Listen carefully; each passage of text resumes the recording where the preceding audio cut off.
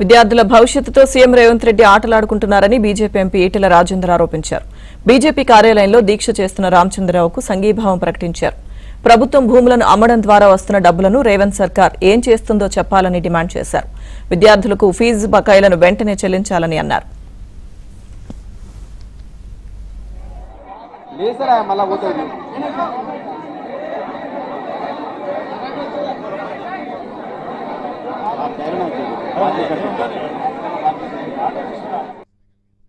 Housing board జాగాలు అమ్మితే 1800 కోట్ల రూపాయలు ఇప్పటికే తీసుకొని పోయినావు. మరి ఇన్ని వేల కోట్ల రూపాయలు తీసుకొని పోయి ఏం చేస్తున్నావు కదా అర్థం చేసుకోండి.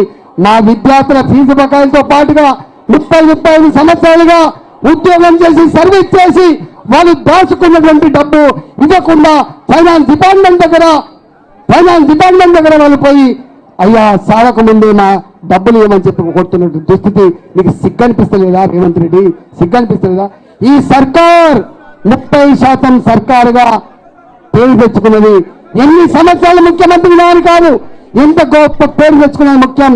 కానీ వాళ్ళ అతి తక్కువ కాలంలోనే ప్రజల చేత చీకొట్టించుకున్న ఏకైక ముఖ్యమంత్రి రేవంత్ రెడ్డి గారు చరిత్రకెక్తాడు. గుర్తుపెట్టుకోండి. తెలంగాణ మాలాంటోళ్ళం 14 సంవత్సరాలు కష్టపడి తెలంగాణ తెచ్చుకున్నాం. తెలంగాణ రాష్ట్రం వస్తే మా పిల్లలు చిన్నదితో జీవించే పరిస్థితి చెప్పి అనుకున్నాం.